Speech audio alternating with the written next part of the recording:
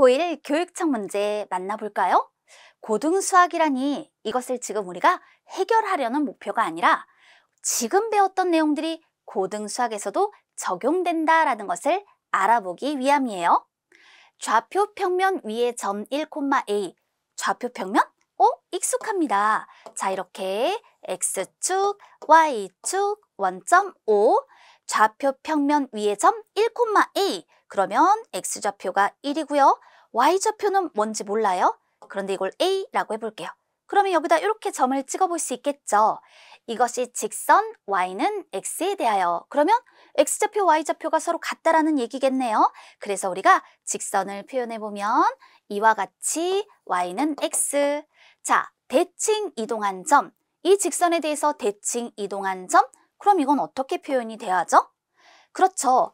대응점에서 대칭축까지의 거리가 같잖아요. 따라서 거리가 같게 되는 점, 이렇게 찍어 나타내주면 돼요.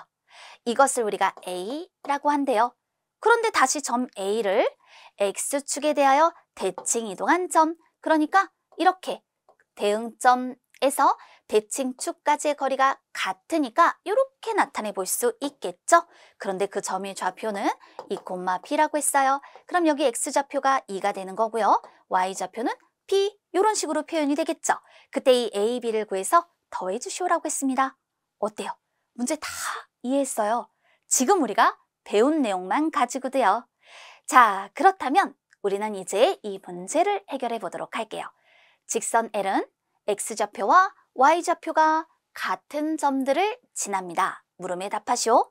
세 점 A, B, C를 직선 L을 중심으로 대칭 이동한 점 A', B', C'을 표시하고 좌표를 쓰시오.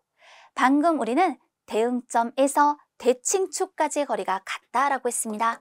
따라서 점 A, 대응점은 이렇게 점 A'. 그러면 점 A의 좌표는 3,2인데 점 A', 이 좌표는 어때요? 2,3이 되네요.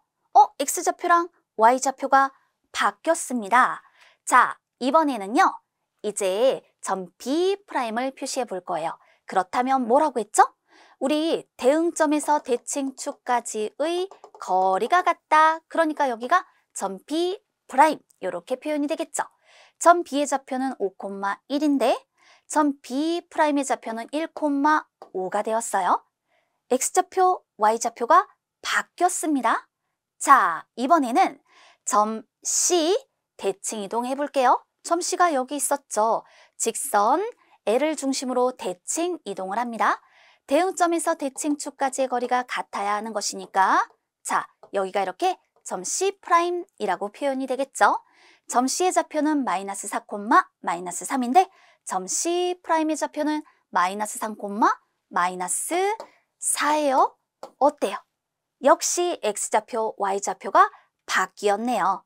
그렇다면 점 A, B를 직선 L을 중심으로 대칭 이동한 점의 좌표를 A, B를 사용해서 나타내시오라고 했습니다.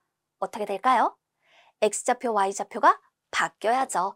따라서 이때 B, A로 나타낼 수 있습니다.